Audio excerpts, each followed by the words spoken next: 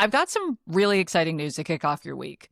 Today, we're officially launching CityCast Seattle Neighbors, our brand new membership program. If you're listening to the podcast, I feel like you're already a person who cares deeply about our city and making it a better place. So our aim with Neighbors is to build a community of Seattleites who are united in those beliefs. Plus, Neighbors get some pretty sweet benefits like ad-free podcast listening, a weekly email rounding up our top picks for what to do around town, invites to members-only events with our team and other neighbors. And when you join us, you get to spread some love to a local business or a nonprofit right here on the podcast. I'll shout out what you love so all of our listeners can love it too. So, if this podcast is becoming part of your daily routine, or you just really think Seattle needs more thriving local media, becoming a neighbor is your best way to say, hey, I think this matters. Let's keep it going. It costs $10 a month or $100 a year, and because we're really, really excited about this, we're celebrating our founding members in this really cool way. So we've collaborated with local artist Emily Weissman to create this gorgeous illustrated neighborhood map of Seattle. And if you join today, you will get a copy. Like, I've been such a big fan of Emily's prints of bagel shops and libraries, and I think this map is super cool. So if you want to join, just head to membership.citycast.fm/Seattle. Again, that's membership.citycast.fm/Seattle. All right, let's get into today's episode where we're talking about Valentine's Day. So today we are talking about love. Romantic love, yes, but also loving your neighbors and how to be in community with people and loving our city. With me to discuss is author, podcaster, and teacher Dean Spade, whose most recent book and podcast is called Love in a Fucked Up World. Welcome, Dean. Thank you. Also joining us is Guy Oron, an independent journalist behind the newsletter Gossip Guy. Welcome, Guy. Hey. So I'm going to lead with a question from our king of social media, Ben Keenan, who has also previously called himself the resident single person of our team, who asks simply, so what the fuck is up with the dating scene in Seattle? Dean, what are you hearing? I mean, I'm hearing the same things, honestly, everywhere, which are an interesting range. A lot of people use dating apps these days. There's a lot of complaining about that. Some people feel that they go to the dating app and nobody wants to meet up in person, and people just want to like get attention or like have some affirmation. People feel misunderstood in like who they are. They feel people are shopping for one another in a very consumerist way, and they're excluded because of their identities or their body shape or narrow understandings of what beauty and, wonderfulness can be. I think a lot of people, I also, I hear also beyond the dating scene a lot from people about conflict about expectations. So just like a lot of people get into relationships of one kind or another, and one person wants to escalate really quickly and know that they're on a path to living together or something, and the other person wants more flexibility or isn't interested in that path, and like cultural pressure around being on the same page or doing certain things. I hear about a lot of relationship conflict about those things. I mean, I could go on forever, but those are two broad. Love is hard. Yeah. Guy, do you have experiences with this? Yeah, it can be very messy. And I think, as I was listening to your audiobook, I was resonating a lot with this concept you really talk about, the romance myth, and how I have encountered several people who, have had a lot of investment in really trying to find the perfect partner, and how that's created some hurt maybe that I wouldn't have anticipated. And wait, what is a romance myth? Yeah, so I'm curious. I would love you to unpack that a little bit, because I feel like it's a central part of your book, right? Yeah. The romance myth is just what I'm calling the kind of ubiquitous cultural story that the most important relationship in our lives is a romantic partnership. That if you don't have it, you won't be happy and you'll be like alone. That if you find somebody, they're like the one, they should basically be able to read your mind, and you should want all the same things. And if you don't, there's something wrong with one of you. And if you're not happy in your relationship, there's something wrong with somebody. And if you're ever attracted to anybody else, there's something wrong with you. And it leads to just like tons of resentment and people feeling quite isolated, actually, even inside their relationships, people feeling unsatisfied, people ditching their friends and their community projects and their art because they've got to keep this thing going with this date, whether or not, it's making it the center of their life too much, or like Guy's talking about, being like perpetually unsatisfied because this thing is supposed to define happiness. And like, not surprisingly, it's actually where most people feel a lot of distress and actually there's an enormous amount of violence in romantic relationships in our culture. The person most likely to hurt you. So it's a myth because it's really off from our experiences.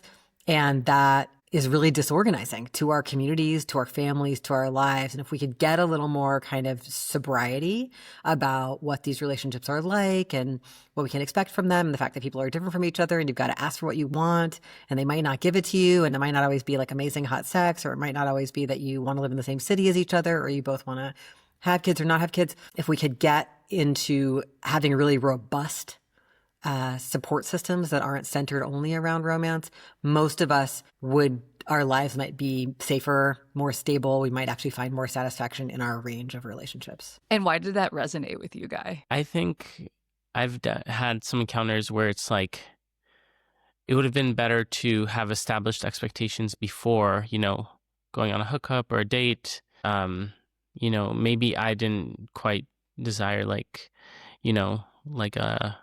this magical like romance, and I think I found out maybe too late that maybe they had a different expectation, and that causes hurt. And it's like the other thing I think about is like when I scroll Instagram and I see all this cute couples content, and it's like designed to make you jealous and envious and idealize, like, oh, I'm gonna find a beautiful boyfriend or partner or whoever, and we're gonna like be successful and famous and rich and whatever.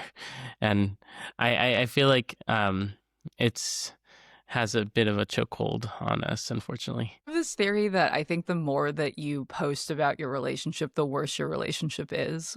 But that's maybe too hot a take for many. So I want to come back to this question of dating, because I feel like there is this pervasive feeling right now that it's no longer fun.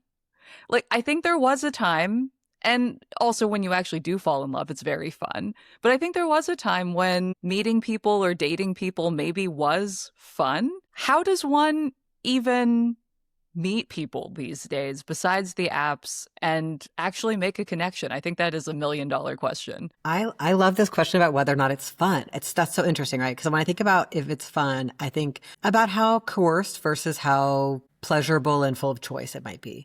I think this probably really varies for people in different communities and different economic positions. And, just because I think about when I lived in New York City, this might be true for a lot of people in Seattle right now because of the price of housing. People moved in together too fast because you're like, oh my God, we can't afford these rents.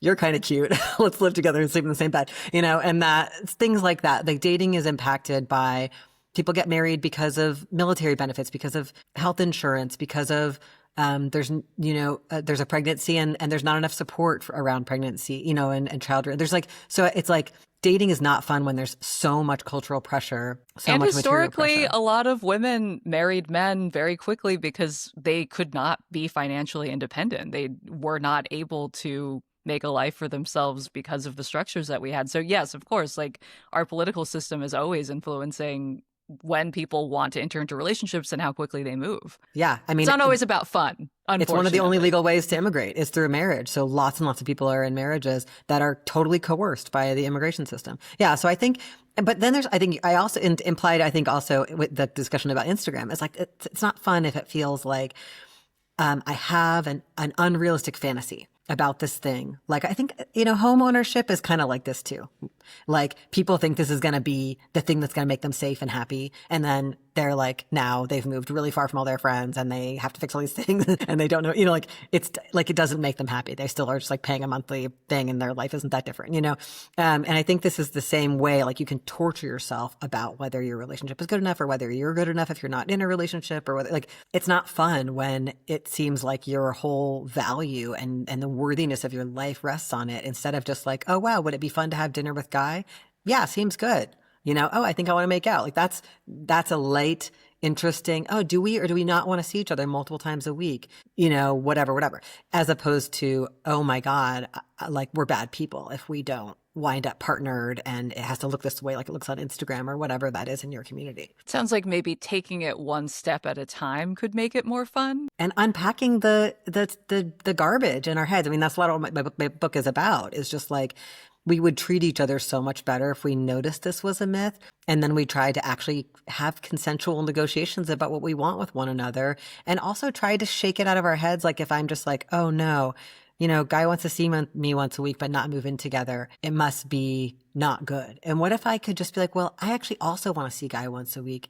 Maybe it's good. Like maybe we can have that together, and maybe I want to live with roommates, or maybe I want to live with a different, partner or whatever. Like this idea of it's a trap that we didn't make it. It was put in our heads culturally, but we kind of reproduce it for ourselves a lot about our value and others' value, and it causes suffering. Heard this term, relationship escalator, where you're expected to just hit all these milestones in a romantic relationship. And if you aren't hitting them in a certain amount of time, or you're not hitting them in the right order, then there's this implication that you could be doing something wrong, right? I think moving in together is a big one. And I mean, recently, one of my good friends was just very straightforward. Like, I've been married before. I'm now divorced. I don't ever want to live with another partner again if I have the option. I mean, I think, there are, like you mentioned, are other economic forces that might make that practical. But in terms of just having that as a preference, but knowing that there is nothing wrong with that choice and nothing wrong with that relationship as a result, I think is a really powerful way to just have agency over your own decisions. Guy, I'm curious, how have you made dating more fun? Is that something that you even think about?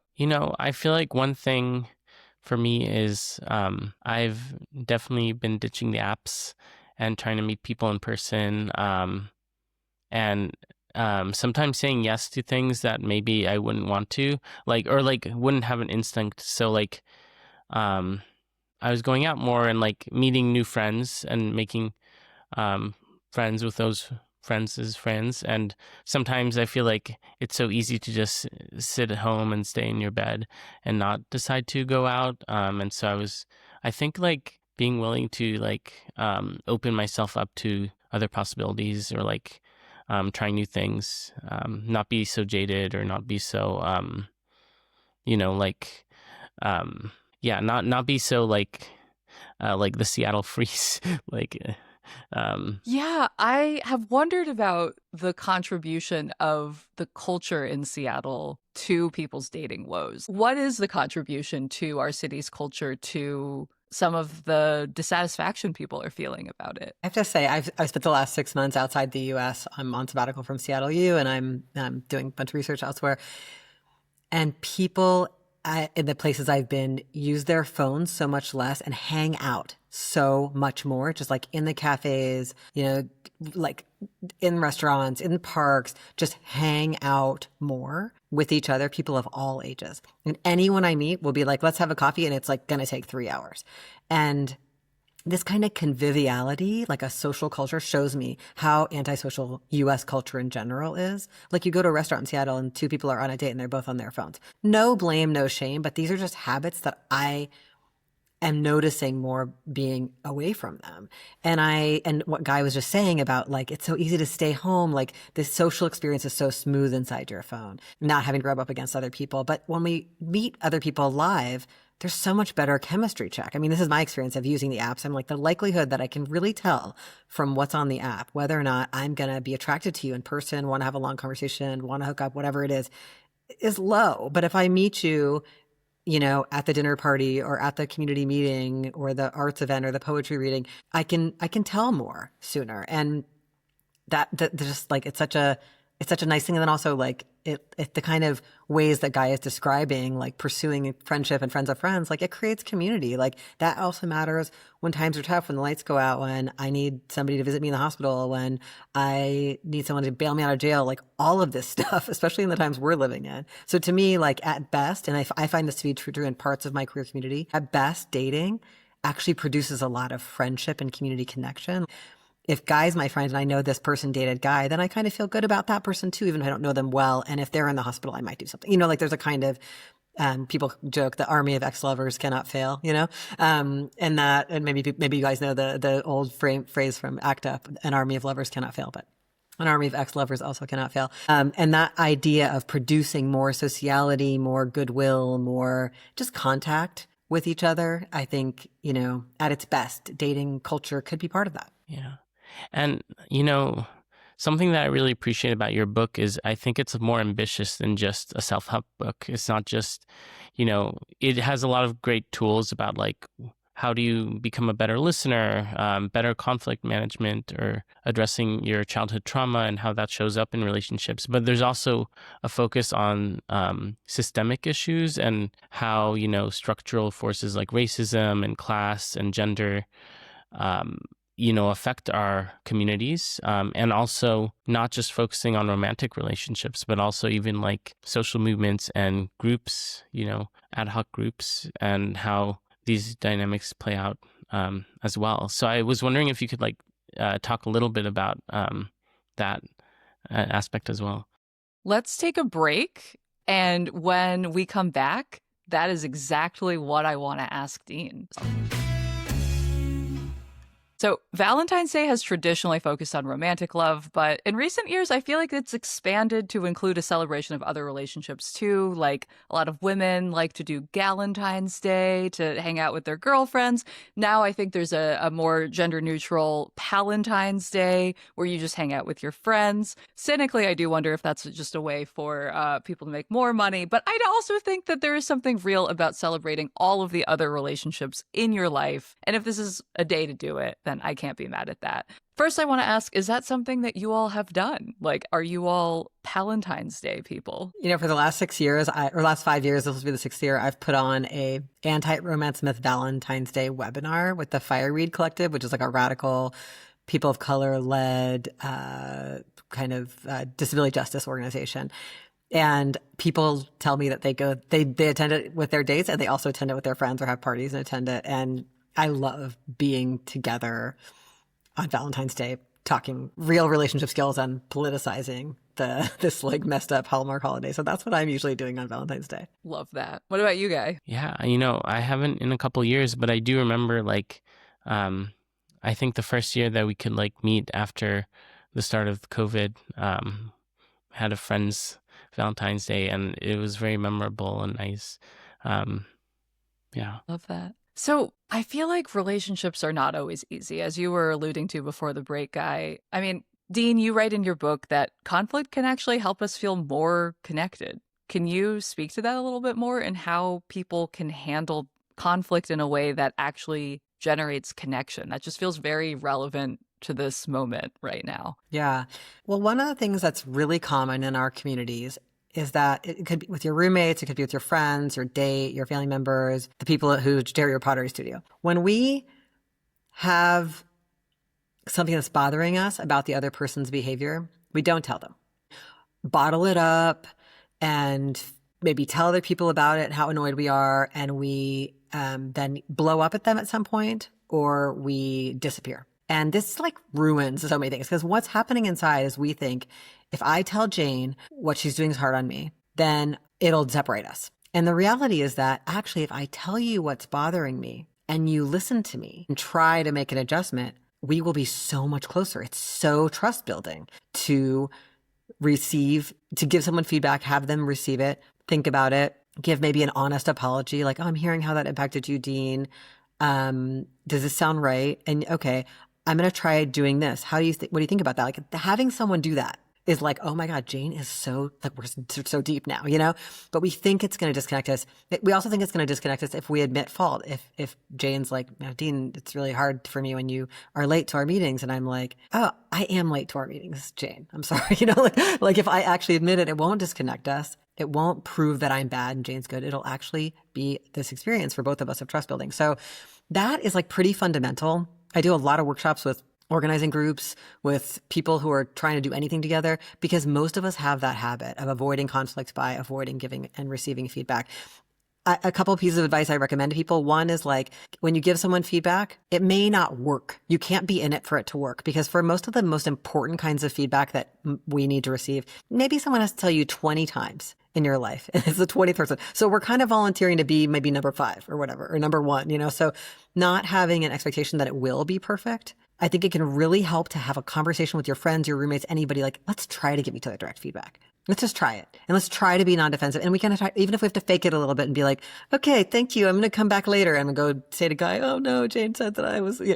And then come back when I'm more, you know, after I released my feeling a little and felt my defensiveness, maybe Guy has supported me and been like, you know, totally, it's so hard to hear that, Dean, but let's listen to Jane, whatever. Then I come back and say, Jane, I'm sorry. You know, like if we actually just like try our best to be non-defensive, try not to expect people to be perfect, and keep giving the feedback, flexing the muscle, it means that the conflicts we have won't become these massive ones where I'm like, well, for 6 months, I didn't tell Guy how I felt about the way things were going in our group.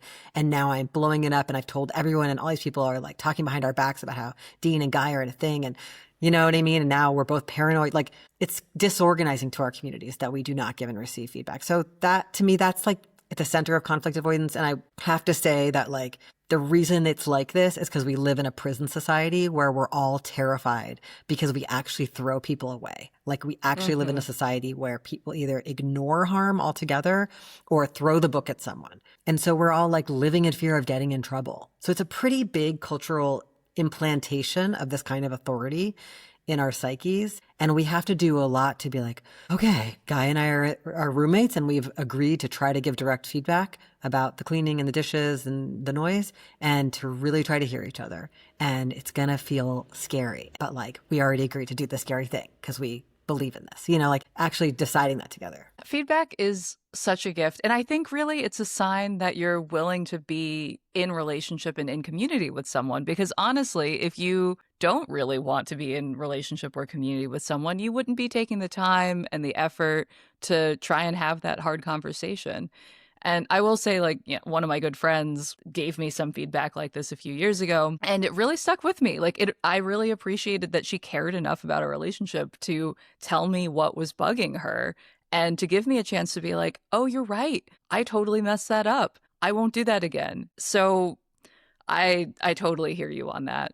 Guy, you said that, you know, some of this has resonated with you too, Dean, especially writing about how these other relationships in life are also really important. Do you have an experience that you feel like this is bringing up for you? Or in what ways do you try and prioritize these other relationships in your life? Yeah, I mean, I appreciate like there's other, like another example of like is an organizing group I was a part of. And it was a situation where maybe there wasn't the trust to give feedback to each other in a good way, or the culture hadn't been built to really like try to communicate it well. And there was like a feeling of like one person was kind of ended up being campaigned against and kicked out of the group.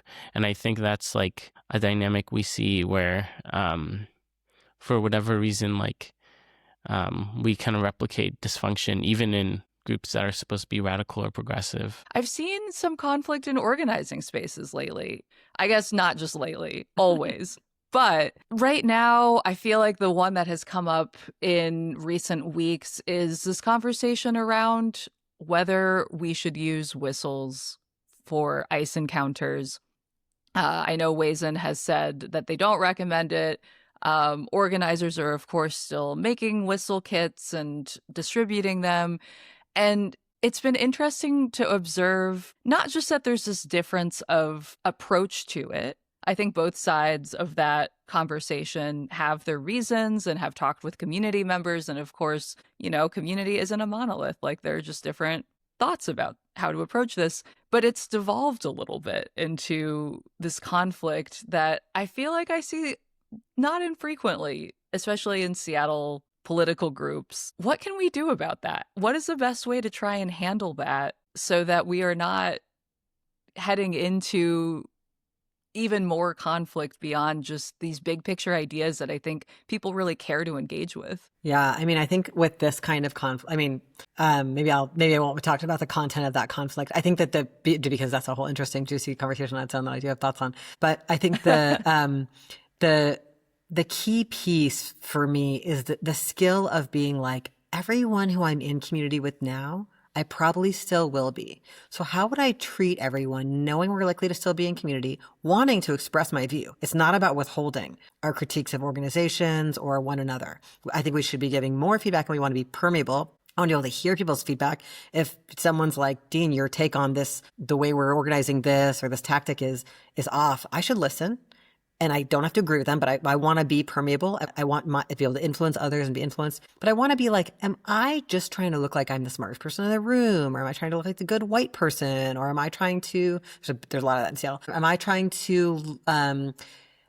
to make some people in the group feel like I'm really cool? I must be really smart because I put the group down first, because I have the first criticism, because I think there's just a lot of, we're all wildly insecure, which is totally okay. And how to manage that. And we're insecure in groups. So how to manage, what's my motivation for speaking right now? And this is also true around all kinds of gossip in our movements. Why am I telling Jane about the conflict I had with Guy? Is it to get support? And then after I tell Jane, why is Jane telling others? Could we try a little more confidentiality when people vent to us? Can we figure out I'm making an important political argument right now that I really want to share, and what's like, I want to one up, or I want to look cool or in the know. These are really hard questions that I think we don't spend enough time asking ourselves. And when we are feeling insecure or otherwise emotionally activated in a political group or in a social group, becoming aware of that, just even knowing that we're having a feeling and seeking support on it instead of acting out sideways, which is very common. Being mature is hard. It's nearly impossible. Yeah.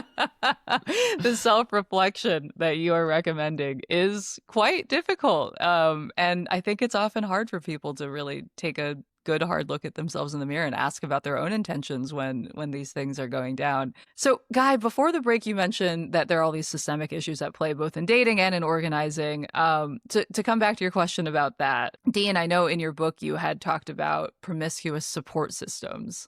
And I want you to explain a little bit about that and how that feels relevant in this current moment. Yeah. As we all know, we're living in very intense times that are going to become more intense. We live in an era marked by disaster, and it will be more so for the rest of our lives. Range of disasters, from the fascist operations of ICE and the police in our communities to, intense climate change and other ecological crises.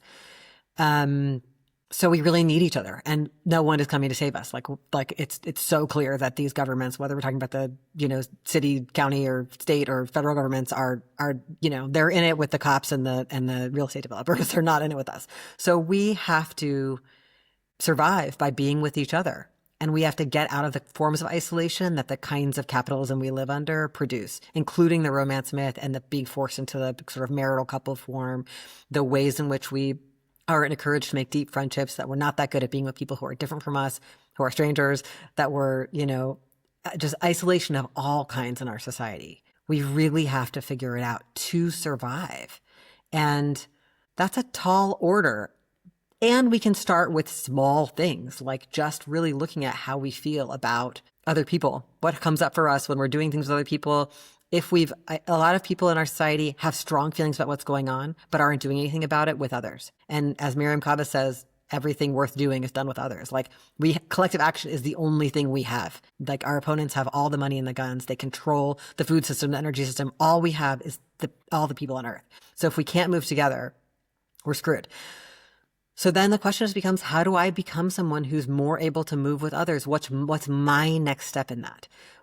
Am I in any groups? What's going on in my friendships? What you talked about, Jane, earlier with your friend giving you feedback and you listening to it. Your friend thought friendship was important enough. A lot of people just walk away from friendship because our society says only romantic relationships and family matters. And it's easier to just avoid that conflict, right? Right. So how do I become someone who moves towards whatever will help me connect to others, instead of doing kind of the cultural marching orders of trying to isolate in a relationship or use consumerism to try to make myself safe, or just do escapism? What does it take to connect and to create spaces? And this is the next level thing for organizers, to create spaces that welcome new people, even if they're different from us, even if they don't know our terms yet, even if they're still learning. Invite them to new experiences of solidarity. Be honest about our beliefs in politics, but also make room for new people. Because people are so isolated and want this and need this, right? And a lot of my work has been about mutual aid. Like, also, how do we make ways to support people in crisis right now as an entry point into community and movement? This is the need of the extremely intense time in which we are alive. How do you feel like the promiscuous support system has permeated your life? I think like having different people who you can call on for different things, and making sure, like for me, like having like a diverse group of friends and family and people, comrades who maybe I can call up about an issue or talk about if something's bothering me, you know. But I also think like the other thing is making sure that, you know, some of these spaces can be fun as well. Or at least, you know, one thing I've seen with some mutual aid groups is it becomes almost habitual, and it's like it becomes like a grassroots charity. And so making sure we cultivate the sense of mutuality a little bit, and making sure that keeps going as well. Go back to what you said about fun. I like that I keep taking this back to fun.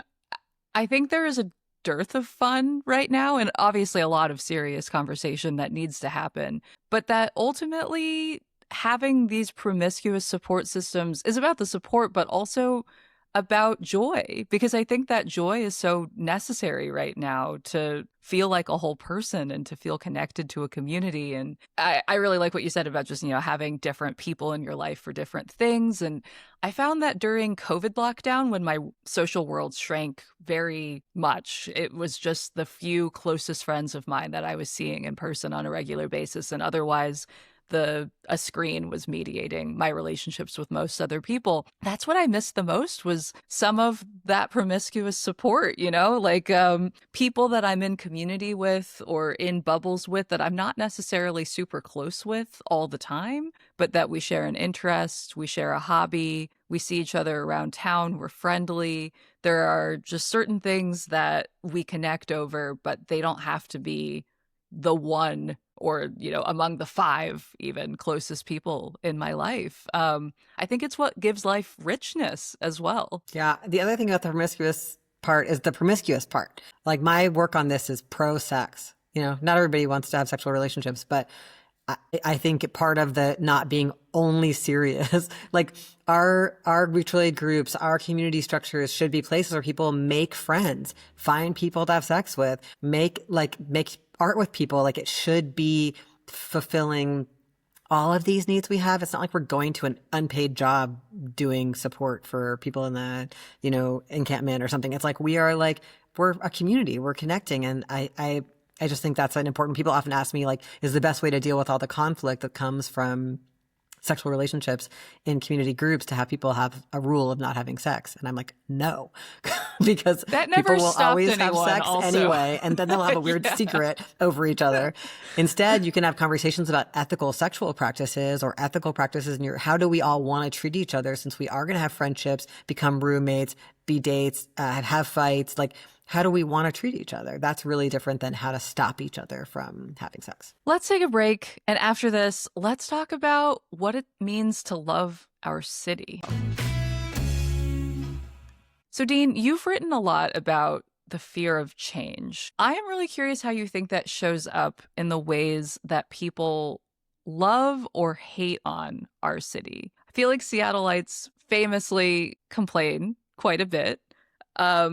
And often will bring critiques. I personally feel like critique is often the highest form of love. But how do you think that fear relates to the struggles that we're dealing with as a country, as a state, but also as a city right now? Well, I think in terms of change, I think it makes a lot of sense that people in Seattle and every other city I've lived in are devastated by the changes wrought by gentrification. Like, our cities have been just brutalized by corporate interests and by drastic expansion in policing and criminalization. And people are living with it. People have paid the highest rents ever in the history of Earth. You know, like, it's so awful. So I get that. That's appropriate to be pissed about and to grieve. I don't like there's a whole conservative narrative in cities like Seattle that the Seattle is under threat of unhoused people and of people using drugs. There's a whole, Seattle's last mayor launched like a new drug war. There's horrible trends that are happening all over our country as well. So that's a kind of fear of change that is kind of just classic anti-poor racist nonsense. I think for me, like the real question about being in our cities is just like, how do we make these places belong to the people who live there and not to the Chamber of Commerce, the real estate interests, and the cops? Like that, we are so far from that. And the community work that I met Guy through years and years ago is all that kind of work where we're just like, no, we won't take it, and we're going to get together and push back. And for me, that's loving a city, is loving all the people that live there and wanting it to belong to them and be livable. Yeah. It makes me think of Paulina, who is the woman who swore in Katie Wilson.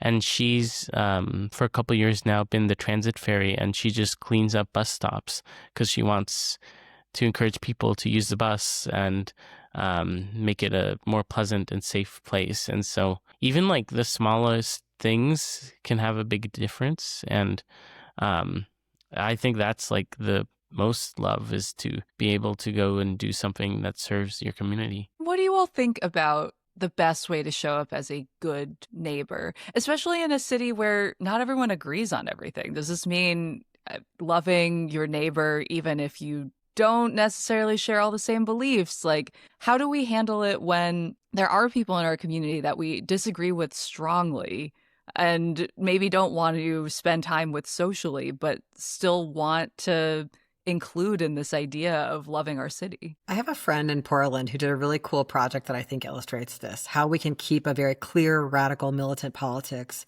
and embrace our neighbors and try to seek greater safety and well-being. What my friend did was, with one other neighbor, organize like a little event. They put flyers on everyone's doors in English and Spanish, because those are the languages that they both were able to speak and that most people spoke in the neighborhood, and invited people to come learn how to turn off their utilities in an emergency. Like, we're going to do a little skill share. Useful. Their actual goal was to address the fact that in their neighborhood, people were calling the cops on people living in cars and RVs. So they started with this. They met people. And you just meet some people who come.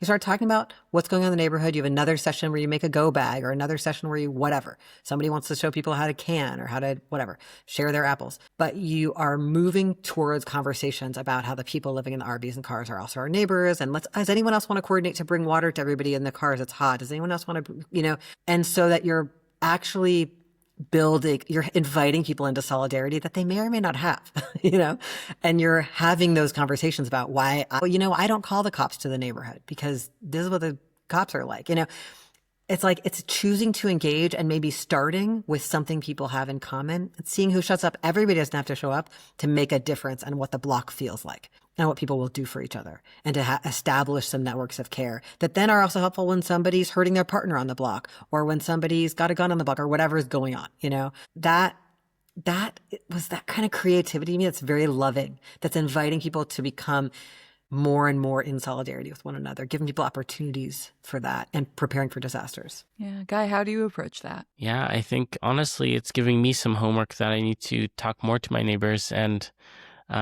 maybe do some, neighborhood organizing, like get better to know each other. Apart from that one block party we have once a year. Yeah. All right. I have one last question for you both, which is, if you had to write a love letter to Seattle, what would be in it? Like, what would you tell Seattle about what you love about it the most? You first, Guy. You have great features like environment and good people, but I need some boundaries around the unchecked corporatism and sweeps that are happening all the time. You're calling in Seattle in the same way that Dean has recommended. We try and bring that feedback to all of our relationships that we care about. Yeah. I mean, my actual true boyfriend is Matt Rainier, and we are in a very exclusive relationship. So one of my favorite things about Seattle is living so close to my boyfriend, Matt Rainier. Yeah. And I love swimming in the lake in the summer, and I love the long histories of radical, disruptive organizing. I'm so moved by people organizing against ICE and the International District and all the organizing against the cops for so many years, and the history of the Black Panthers in Seattle, and the, beautiful work of so many people fighting bosses and landlords for so long. It's true everywhere, but because I've lived in Seattle so long, I've gotten to meet some of those elders and, spend time with young people who watch young people grow up in the movement. I just am so to have been shaped by Seattle. Yeah. I love the art weirdos. I guess if we're going on a shallow level, I love when the bridge is up, when you're trying to commute somewhere and you're forced to just be still and quiet for 5 minutes and look around and realize how beautiful our environment is. I love how people go feral when the sun is out. Like, so many wonderful things about Seattle. Well, thank you so much, Dean, for joining us today to talk about love in this fucked up world. Thank you for having me. It was really fun. And Guy, thank you so much for joining us. Thank you. Happy Valentine's Day to all. That's all today here at CityCast Seattle. I'm your host, Jane C. Hu. And before I let you go, remember that if you enjoyed today's episode, you can join CityCast Seattle neighbors. I want to shout out our new neighbors, Tara F., Benjamin W., and Abraham E. Abraham says he lives in Columbia City, and he became one of our neighbors because he believes in subscribing to media that he appreciates, and he wants to help it stick around.